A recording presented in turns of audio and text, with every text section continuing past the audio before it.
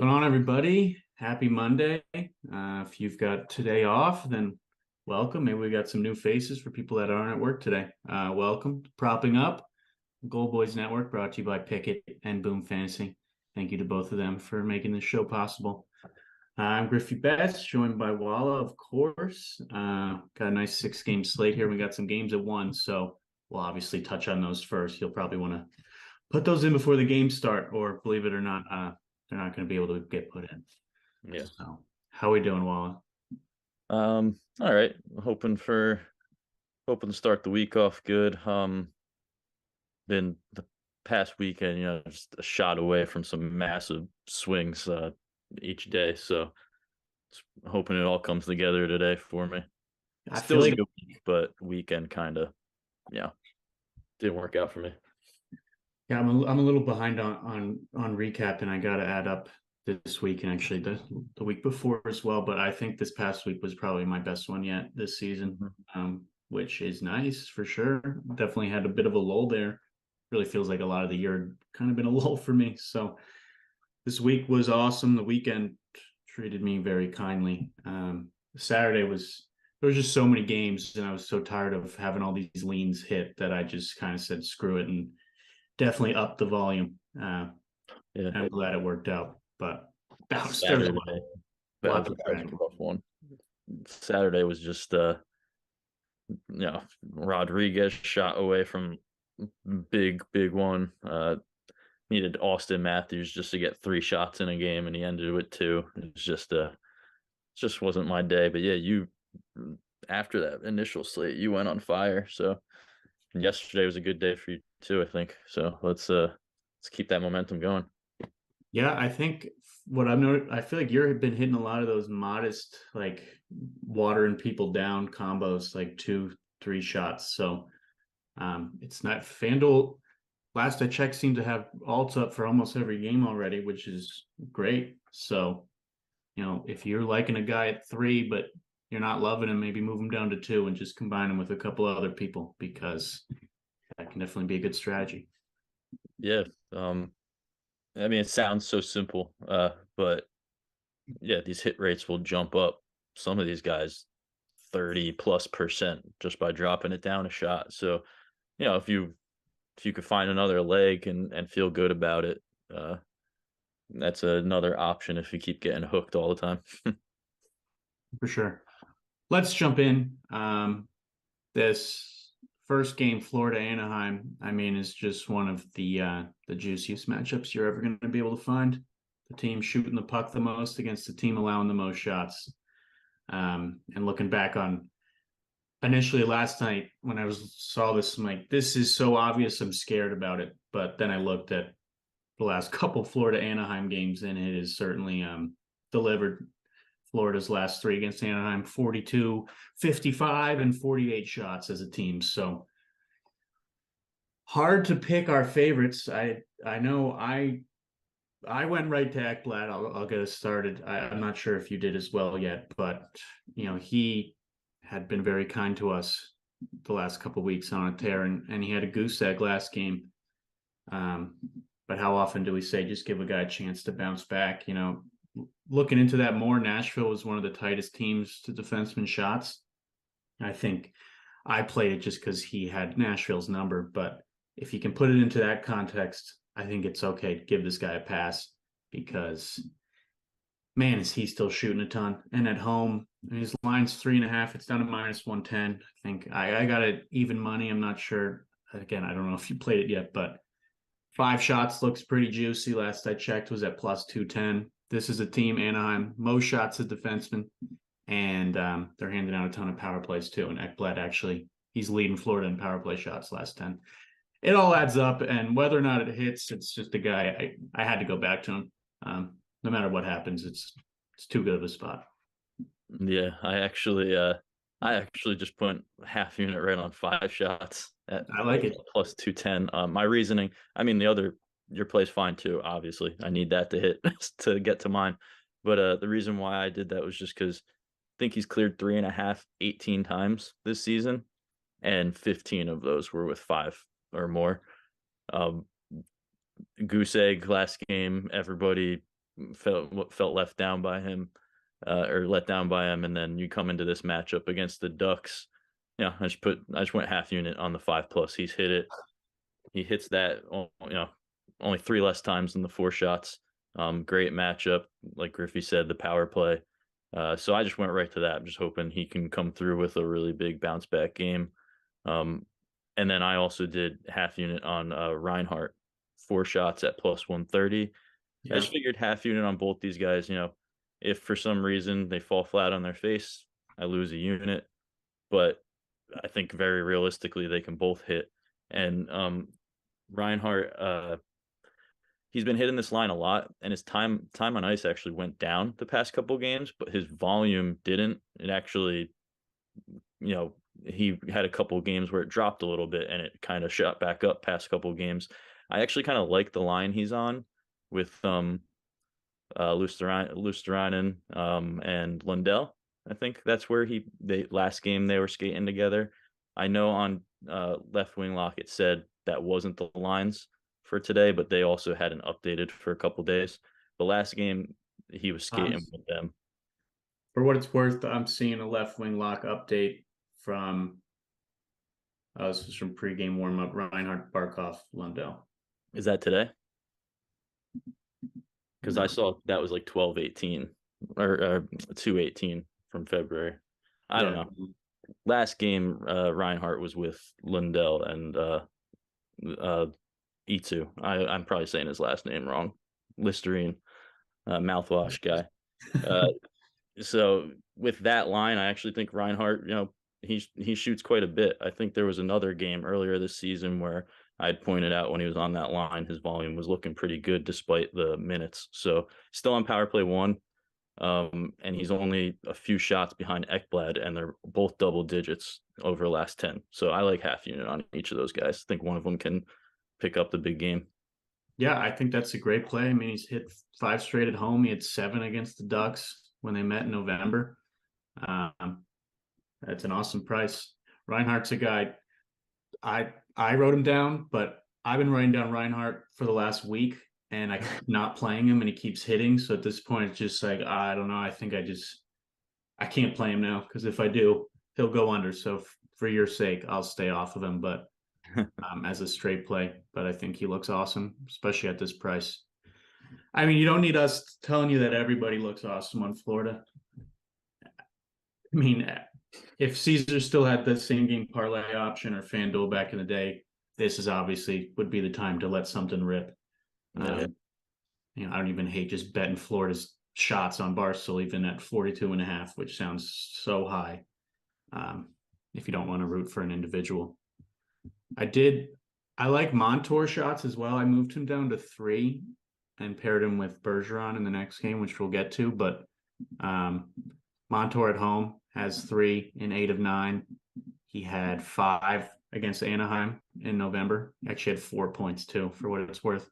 And he fits the same Ekblad mold for me. Anaheim, great defenseman target. Montour's on power play line 1 as well. So I moved him down to 3. Don't hate him at 3.5, but love him at just needing 3. Yeah.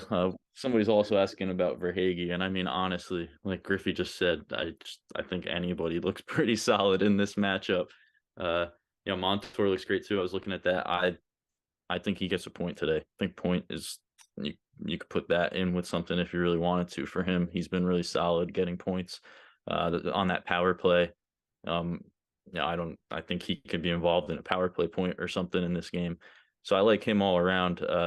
I just didn't want to overextend. I guess I'm already on Reinhardt and Ekblad, but if I did do something else, I might do Montour point in a parlay. I think that looks really good.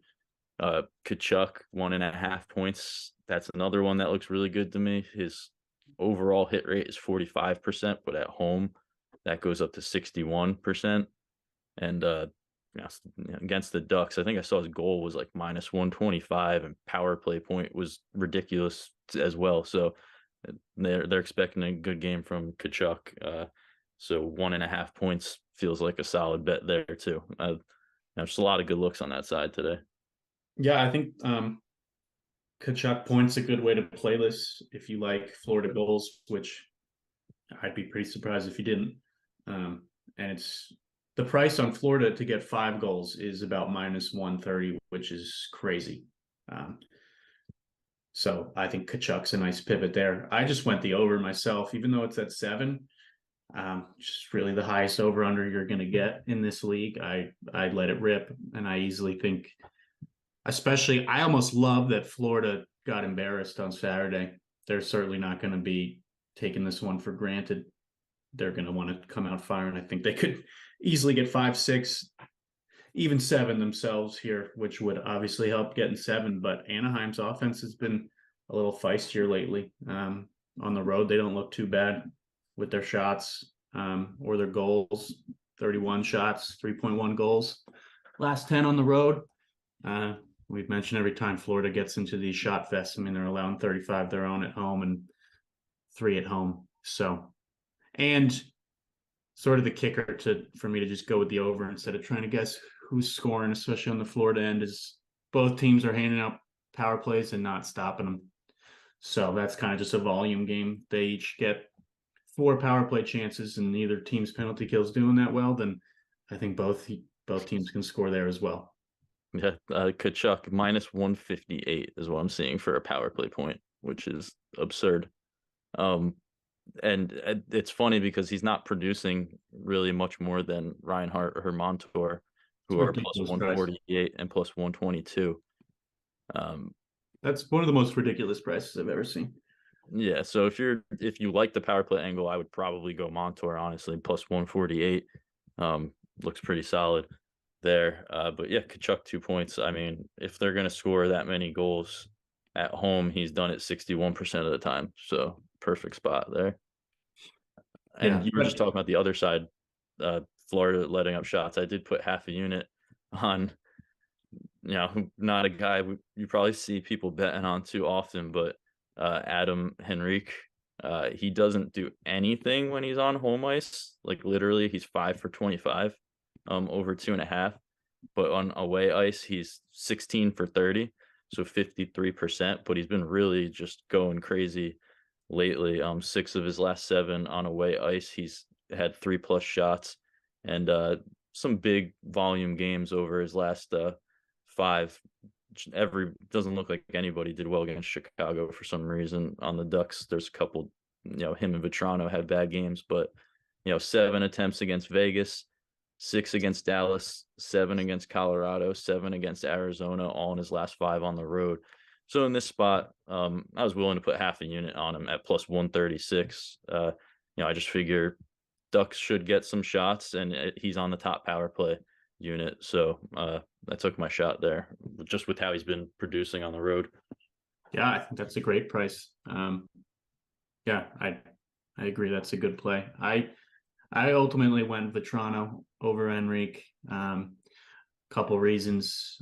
If you're in Gold Boys or follow me on Twitter, you might have already seen this because I shared it, but I just went Vetrano for his road volume tops Anaheim, 6.2 attempts his last 5. He's hitting 4 of his last 5 on the road, averaging 4.2. He's got some big games in there. He's former Panther. He had 3 against them in November. This is his first trip back to Florida since leaving the team. I really liked, it was at home, but I really liked seeing him 6 shots on 9 attempts last game against the Kings. I like him sort of carrying that volume over. So I won his shots. I actually won his goal as well. In a game, I like goals. Usually if I bet the over, I like to not bet players, so I can just be happy when every goal rolls in, but plus 300 on DK for Vetrano goal in this revenge spot with the volume, and he's producing too. He's got 3 in his last 5 games, and he's got 6 goals in his last 5 on the road. So plus 300, I'm like, all right, I had a good goal day yesterday, so I'm kind of just playing with little house money on that prop. So love that price. Yeah, I like that price for his goal today. Yeah, he's looked better overall, for sure, compared to Henrique. He's hit, both home and away. Henrique really just hates shooting at home for some reason. I do like Vetrano. I did him at 2 with Bergeron at 3, because those Nice. are some of the best hit rates you might see for a play around even money pairing them together. Vetrano, 2 shots in 77% of his games, regardless of location. So I like the whole narrative. And his volume on the road, 2 shots seems pretty reasonable. And then, we'll get into the next game, but Bergeron also 79% at home for 3 shots. Great history. So I paired those two together, Vetrano at 2. So like him as well. Yeah, why don't we just move to the next game? I think we've made it pretty clear how we're feeling about this Florida game. Let's go to Boston. Let's talk about Bergeron because we're both on him. Yeah, he's got bumped down to a 2.5 shots line on some books. I think somewhere might have still had him 3.5. But at the 2.5 line, he has a 73% hit rate for the season, which I said goes up to 79% at home. He's been, a little bit lackluster lately, but he's still getting some volume off. I think it'll bounce back in this spot because he's just crushed Ottawa. I mean, just looking at the last 5 games, he's 8, 7, 4, 3, 4 shots on goal against Ottawa. The 8 and the 7 are from this season. 8 and 7 is crazy. Yeah, and just Ottawa giving up the power play chances. I know that's Pasta for the most part, but Bergeron could still get involved. And just that 3 shots line. I think I've mentioned that on this show a few months ago. How Bergeron, when you can get him at 3, it's just a really great piece. He has such a good hit rate at that line. Yeah, I mean, you go back even further, he's got 3 shots in 19 of his last 22 against Ottawa, and it's usually not 3 that he's landing on. So 3 obviously felt safe, but I know alts are up for this game. I don't hate, going right to 4 or maybe laddering him. I kind of want to do like a last second lotto with, I don't even know, Ekblad Bergeron to get 5 with something else. But yeah, I mean, that 8 and 7 looks juicy from this year. I don't hate 4 at all. Massive hit rate, like decrease 33%, goes from, almost 30%. Goes from 73 to 44%. But in this matchup, it does look really good. I think when I was just looking, he might hit 4 a little bit more often on the road, despite him hitting 3 more often at home. It's kind of weird. I think I just felt a little bit safer with 3, but matchup wise, he blows by that number. Did you mention the power play angle? Sorry, when you were talking about Bergeron at all. Yeah, I was saying that's Pasta's who you think of, but Bergeron should still be able to be involved getting shots on the power play, I think, here. Yeah, that's kind of what stood out to me the most in this one. Boston's shots have been going down a bit at home. Hoping with DeBrusk back, that'll bounce back up. But, seeing Ottawa allowing 31, that's sort of been my cutoff number, but just seeing how penalized they've been lately, 4.6 power play opportunities allowed last 10. And that just, every time I put together these numbers, that just gets higher and higher. So that's very big. I mean, that's one of the highest numbers I've seen all year for a 10-game stretch, 4.6. So that's I'm not surprised by that either. Last season, they were a great target for this very reason. Targeting the Senators for the top power play shooters against them. I know that was a good strategy last season as well. So not surprised to see them trending back that way. Like it. Yeah, so we're going to put the picket play of the day right now because it's for a 1 p.m. game and we'd hate to drop that on you at 12:50 or 12:55. So our picket play of the day is going to be David Pastrnak shots, 4.5. We both got that in at plus 105 earlier. I think best price now is around minus 105, which still a fine price. I think it's the power play. He last 10 games, Past has got 16 shots on the power play, which is 9 more than Bergeron, who's in second. So they get 4-5 chances there, knowing that he's getting about 1.5 shots per game on a man up, at least. That really makes you feel better about him getting to 5. He's definitely at Ottawa's number. I believe he's over in 5 of his last 6 against Ottawa, both games this year. He's been a little quiet too lately, especially at home. So he's too good to not be hitting at home for this long. So time to bounce back a little bit, and definitely expect a couple on the power play. That's going to help us get him there.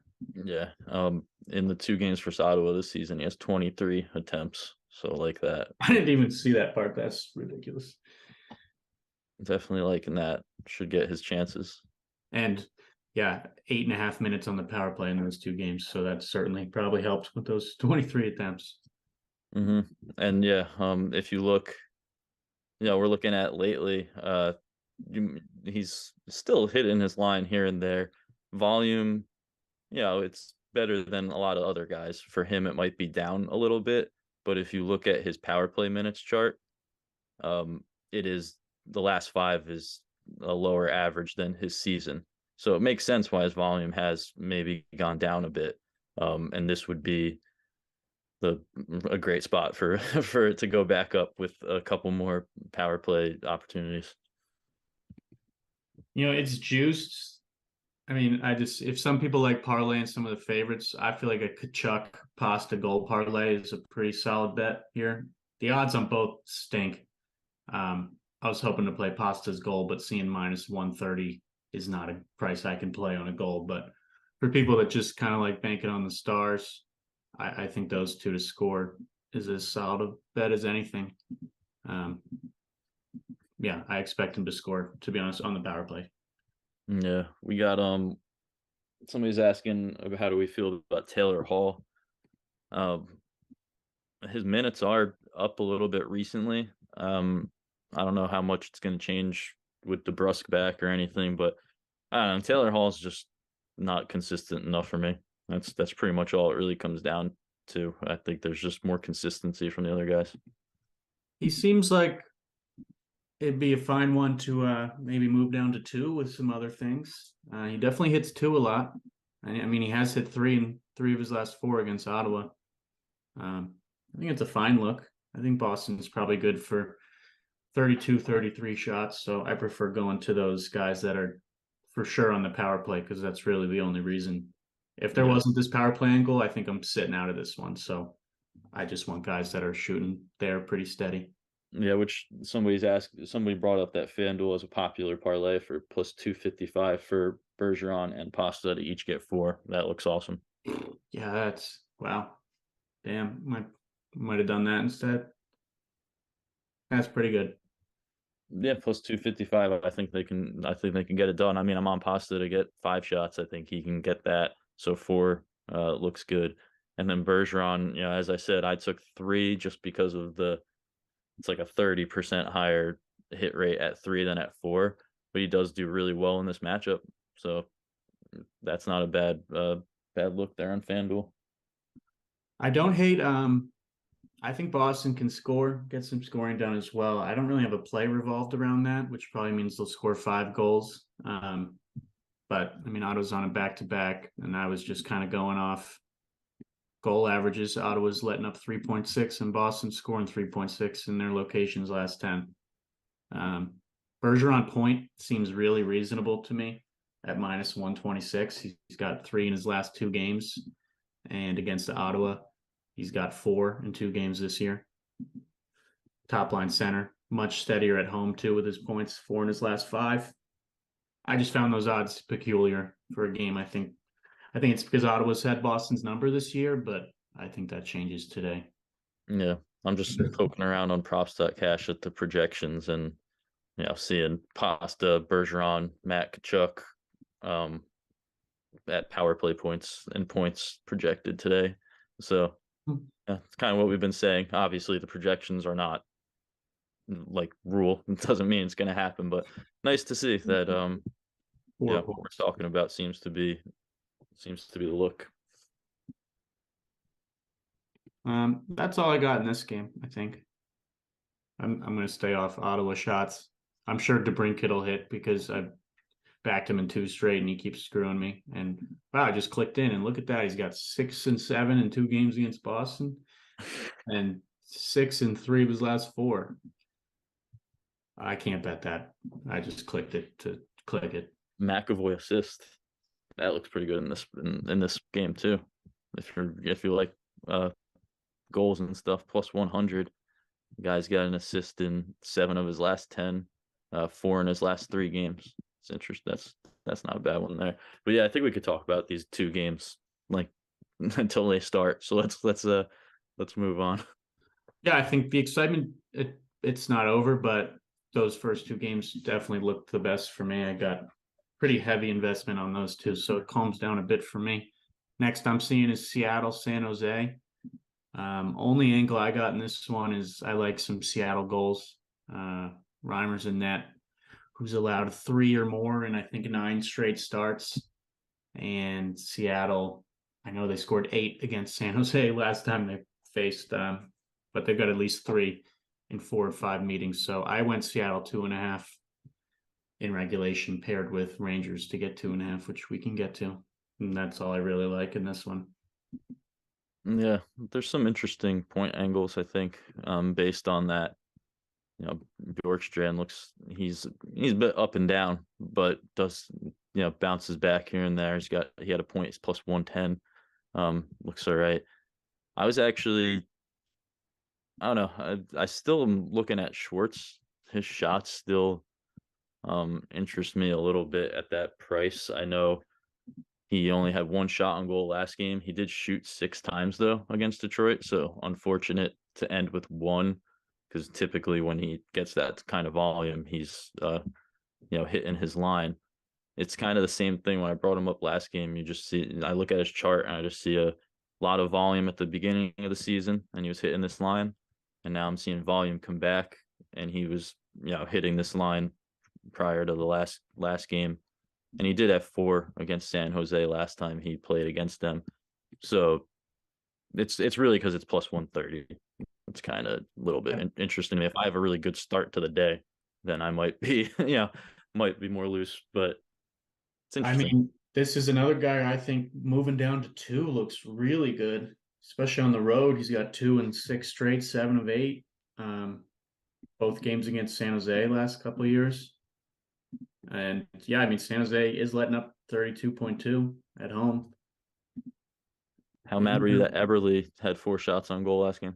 Oh yeah, I know that. Come on, you think I didn't see that and get angry? Because I went to Schwartz. Oh, you played Schwartz against Detroit? Oh shit. I think I did. He had so many attempts too. That's kind of why I like him here. Just average out with his volume. He seems pretty good at 3. So I'll keep that one on my radar. And then I don't know how to pronounce his last name on Sharks. Mikey Isamont? Esamont? I don't know. Mikey. I can pronounce that though. I can pronounce Mikey. So let's go with that. Mikey, if you look at his season, obviously he's not doing crap, but he also wasn't playing. He was getting like 5 minutes, 8 minutes of ice time. That's up a good bit, hitting around 15 minutes in some of these games. He's hitting his 2.5 shot line kind of frequently recently, despite not the craziest amount of attempts, 4 attempts in some of these games, and he's still hitting 3 shots on goal. But I think we need to put this guy on our radar, especially if Timo gets shipped out. Timo, I think, is not even listed for props. He was day to day with an upper body injury. So this guy's starting to get more ice time. It's on the second line, second power play unit, but I think we need to start paying attention. He might become, he's already hit in 4 straight games and he's plus 125. He's got 5, 3, 4, 4 in his last 4. So, and not, some nice volume picking it up. Not the best target against Seattle for shots, but I don't hate him at 2. We've been talking about dropping guys down to 2. He's been hitting that a lot lately. His time on ice is up. I just think so, like these kind of guys, when they didn't come through for us for shots yesterday, these guys are getting an opportunity. And once you get your opportunity, you can make a splash, make a name for yourself. Hayton did score the game-winning goal. He didn't come through for us on shots, but still a good game for him. Win the game in overtime, get a goal. So these kind of names, I think we should put on our radar if guys get traded around or start seeing some injuries, I'm looking at him. Just it's a lot of opportunity for him lately. Yeah, I think it's a really good flag. I'm kind of interested in the fact this rising volume has not yielded any goals. I don't know who's in net for Seattle, but you shoot the puck that much, at some point it's going to go into the back of the net. Yeah, he's with Couture. So I'm seeing plus 340 for him to score. It's probably Grubauer in net, who I don't know how he's been doing lately, but it's definitely a good flag. Not a good target, but someone should do that as an experiment and let us know how it goes. I mean, I'm going to keep my eye on him tonight. I mean, like I said, if I have a good afternoon, him, I know you're going to talk about Mangiapane. I like him. 2 shots. Just it's hard to look away when you see a guy just to the volume and the minutes increasing like that, going into a tough matchup, but still he's determined. He's probably got some fire. Like, oh crap, I'm getting 10 more minutes on ice than I was when the season started. Let me take some shots. Let me do some stuff. So he's on my radar. That name. Yeah, I like it. Only other thing I'd flag in this, off the belief of Seattle goals, Vince Dunn, their defenseman, for points. His point prop's only minus 110. He's got a point in 10 of his last 12 on the road. And I believe he has a point. He had 2 points against San Jose in November. So Jared McCann, he's back. He's minus 118 for a point, 5 straight, 2 against San Jose. Woo. Very steady. Just another example. That's kind of just why I went Seattle 2.5, because I thought a couple guys looked interesting. So yeah, that's a good look. I like that. All right, let's keep it moving. Philly, Calgary. To me, at least, the only thing I wanted a piece of was Calgary shots, and that really is just because of how many they get off as a team, because Philly has actually been pretty tight to shots, but Calgary's averaging 37 at home. So that tends to break a tie. Expected, 33, 34 from them. Yeah, I mean, you just alluded to it, so I'll just touch on Mangiapane. His line's 2.5, but I moved him down to 2. Paired him with Sidney Crosby at 3, but him down to 2 is just awesome. He's hit in 10 straight at 2 and 15 of his last 16. He actually has 3 and 2 straight against Philly. His attempts are awesome at home. He's averaging almost 6 attempts in his last 5. So I did him 2 the other day, and I'm going to do it again because it's just one of the steadiest props out there right now.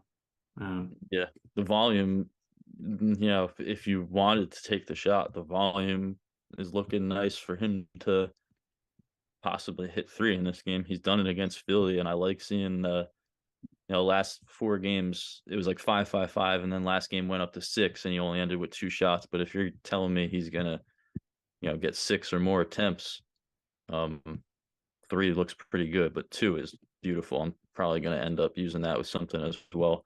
I keep looking at the Mikey dude, and I know it's not a good spot, but just these 2 shot on goal alt lines. There's some gems with some good prices. I feel like Schwartz and Mangiapane at 2 would be plus money. Schwartz, yeah. True. I was just talking about Schwartz. That's really good. I don't know if we really need to talk about it at this point, but Tyler Toffoli is just probably one of the steadiest shot props there is. I'm going to stay off him tonight because I'm just a little nervous that his last 2 games have been a sweat to get to 3. He's only gotten 4 attempts in both. So I just don't love seeing that. He had 0 in his 1 game against Philly on Calgary, but going back when he was on the Kings, he would hit against them. So I'm sure he will again because he always does. But in a game that's not that amazing for me for shots, I'm going to stay off a guy who's got some volume going down. Yeah, if anything, I mean, he's been amazing, but if you're playing the volume angle, then I think you would switch to Backlund here. His volume is climbing. Yeah, he looks good. And he's a guy to me, Backlund. He's always just been kind of like just take the shot on an alt line. He so often when he has a game, it's massive. It's like it's ridiculous. He can go under, or he'll put up 5, 6, 7 shots. I mean, even in his last 5 games, he's hit 3 each game, and 3 of them have 5 shots. So, if you like Backlund, he's minus 155 for 2.5. But you could probably get some decent value if you bump him up. He just seems to go off a lot. But yeah, it's hard. I think I like the 2-shot angle for Mangiapane bet the best. I get a little nervous playing Backlund and stuff at that 2.5 line. That's just me. I've had bad luck with him. So that's why I usually end up just saying screw it. I'll hope for a big game in like half a unit or something. But his volume's there. Can't ignore that. It's huge right now. Freaking what's that? 7, 9, 6 shots his last 3 games. So, or attempts. Don't hate that look. No, that's a good flag. What about Dubé? Is he still top line? I'm not sure. He doesn't have a shot line. Yeah, they're not giving him shot line or anything. That's They point. He's minus 106 for a point. But yeah, he's been shooting a bit, getting at least 2 in a few games. His volume's really nice right now for what it normally is, but not seeing a line for him. So Then, yeah, on the other side, I would stay away from any overs on Philly. Calgary's letting up the least amount of shots right now at home. They're completely just dictating possession, letting up less than 25. I'll just throw this name out there if you want to do something crazy. How about a James Van Riemsdyk under at plus 130, under 1.5? You want to sweat out 1 shot or less. This could be a 1.5. Holy crap. He's averaging 2.5 attempts per game on the road in his last 10, which makes it pretty hard to get to. He's under in 7 of his last 8, and against Calgary, he's got 1 or less in 3 straight. So I'll throw that out there. I'm not going to play it. I don't want to root on an under, but yeah, I mean, the numbers would suggest Philly's going to have a hard time finding shots. Oh, sorry. Another one here. I'm just noticing because we're like we said, Toffoli's been awesome. He's been hitting his line, but I've mentioned recently there are other guys just with higher volume than him. In some games, I mean, he has huge games. Don't get me wrong, but there are some guys with volume increasing. I said Backlund, but Kadri as well. Yeah, he doesn't look bad. Nice volume, 7, 6, 8, 8 last 4 games. He's hit over 3.5 in 3 of those 4. Another guy where if you drop him down to 3, get a really nice hit rate, 68%, and then at home, 74%. So some good ones there. If you drop him down a line, his volume's been nice. All right, let's bounce to the next one. Islanders Penguins. This could be a fun one. I think there could be a couple different prop takes you could take. I'll get us started with, I'm just on the over here at 6. First reason was mostly on the Pittsburgh end. At home, they've just been getting in some really high scoring games. They're averaging 3.5 and they're allowing almost 4. And shots as well. They're shooting about 37 times per game and they're seeing about 37 against them.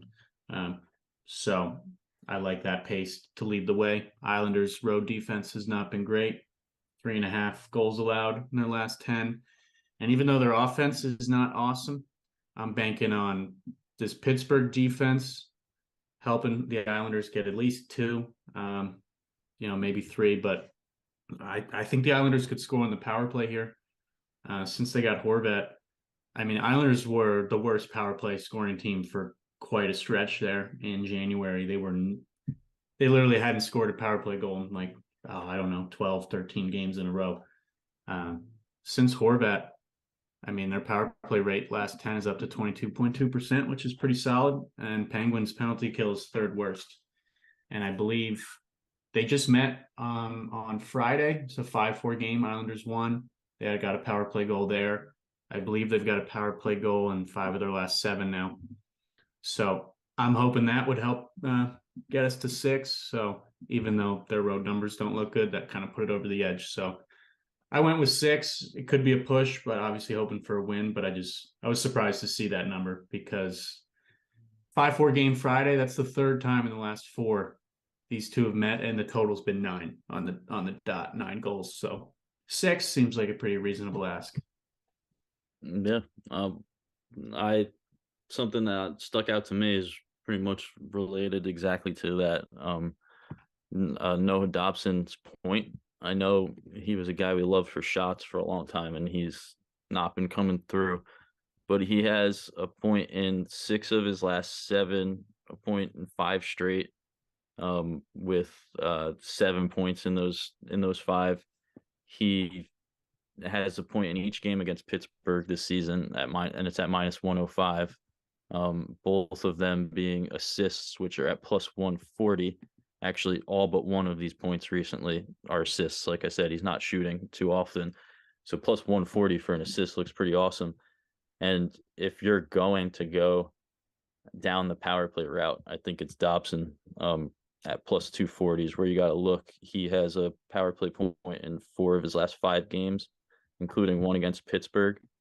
And when you look at all the other, guys on that power play unit, they're not there. He's got the production. I think recently is the one that's most consistent, and he's solid price. I mean, Brock Nelson's got 3, so he got one more than Brock.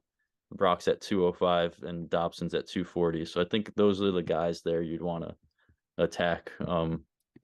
Surprisingly, Anders Lee, he's at plus 370, but he doesn't have many power play points. I'm not sure if I guess, just not getting involved as much. It's Dobson and Nelson, and they're both over 200. I think that's pretty reasonable considering Pittsburgh lately. But Dobson, even just for a point at minus 105, is pretty appealing, and his assist at plus 140. My guess would be he assists a power play goal. Yeah, I like it. I think that's all those options are pretty nice. If someone wanted to put a decent amount of eggs in a Dobson basket, you could cash all 3 on the same play: assist, power play, point, and point. Right. Maybe not a strategy I recommend, but that's how he's been doing it. Yeah, no, it looks great. You start with point, and then you drop it to assist. Only one goes away, and then you go to power play point. There's still 4 there, so it's not a bad look for the prices lately. And obviously, I think there's going to be goals, so that means guys are going to get points. If you prefer to maybe load up some players, I didn't look back on the last couple of years. He hasn't been involved lately against the Islanders, but I think Malkin is worth flagging for a point. At home, he's just been crazy productive last 4 games. He's got 10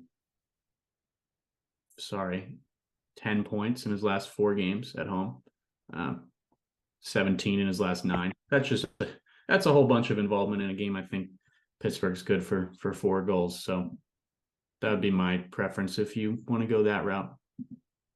AO is flagging Parise on the Islanders. He has his last 4 meetings against Pittsburgh. He has 4 goals. It's not awful. Huh. That is interesting. All right, but yeah, I think there should be goals in that one. My preferred look is Dobson on the Islander side. And then, as I mentioned, I'm doing Mangiapane at 2 with Crosby 3. Pretty simple. I liked Pittsburgh for shots, and I just poked around on some home volume. Crosby's averaging 6 attempts last 5. He's over in 4 of his last 5. And he's gone over this in 6 of his last 7 against the Islanders. Every time I bet Crosby shots, he gets 3 assists and no shots. So I actually just did that combo at half a unit because I feel like this guy always screws me, but it's just the clearest takeaway I could find on Pittsburgh. So that's where I'm at. Solid. I saw Raquel got bumped up to 3.5 shots. That's a little too rich for me, but he is better at home with shooting. But yeah, I mean, he just had a monster game against the Islanders is probably why. 8 shots, that's fair. 2 goals. Fair, 8 shots. And then Anders Lee's been a popular name floated around. He's at up to plus 105 now. He's hitting 3 straight games, and Pittsburgh 3 straight as well. He's got 4-6 and 2 this year. So Islanders I had down as a maybe for shots, even though Pittsburgh's a great target. I don't know. Sometimes when I write maybe, I just gloss over it. So I'm not going to do any shots here. Yeah, I think it looks all right. Nice volume lately. Again, I'm gonna just see how stuff plays out. I have some things written down, but it's got a lot in these early games. All right, well, let's wrap it up. It's 12:50, so we'll get through this one relatively quickly. Winnipeg and Rangers. I mentioned it earlier, but I'm pairing Rangers to get over 2.5 in regulation with Seattle. I think Rangers look fine at 3.5 as well. I know they just scored 2 against Calgary, but that's the type of team I can forgive. The Rangers have been awesome last couple weeks. Winnipeg's on a back-to-back.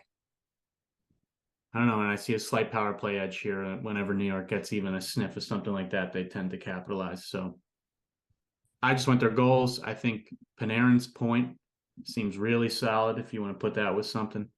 He has 18 points in his last 10 at home. He's got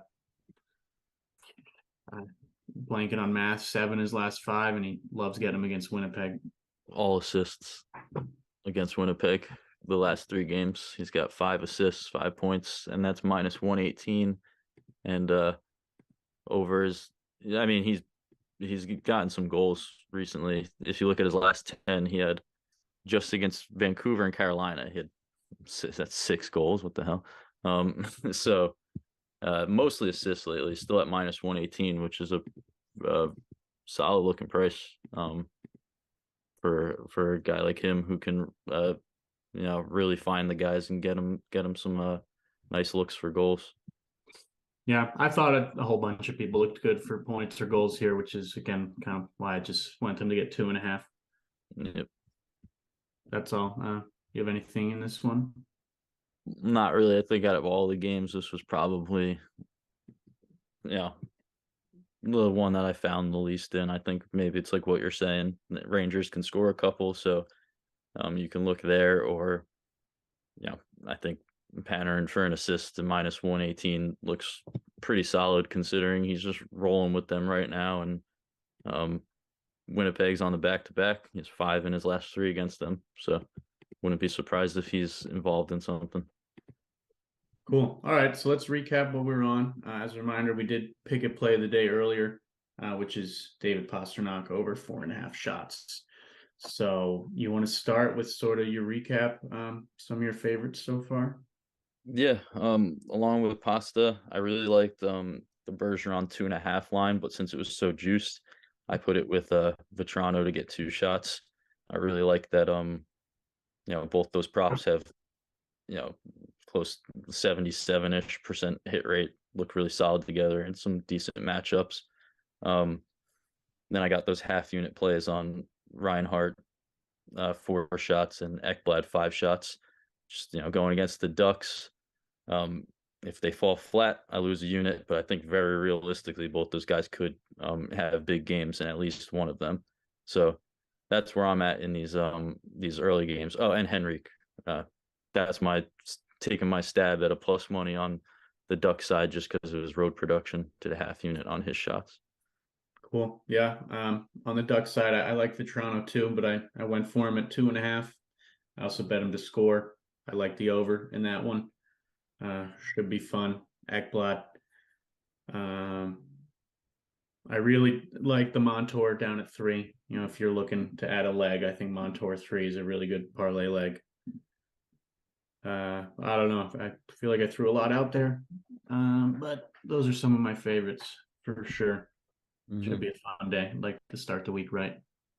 Yeah, there's a lot of stuff I've written down for the later games. I haven't pulled the trigger on anything yet, but looking at a couple alt lines on some guys, and I think if they're scoring in that Pittsburgh game, Dobson's looking like he might get involved lately. That's where my eye was going. Yeah, I like that look. I think Pasta and Matt Kachuk are going to score today. I'll just throw that out there. I don't think I'm going to be betting it, but I feel pretty good about them both scoring. Yeah. All right. A lot of angles today. 6 Yeah, games, a lot of looks. yeah. The 1 p.m. games really get you going early. So, all right, they're about to start, so we should probably go ahead and watch them. Yep. Sounds good. Thanks for joining us. Thanks, Pickett and Boom Fantasy, for sponsoring the show. And we will see you guys back here on Wednesday. Thanks for joining. Yep. See you guys.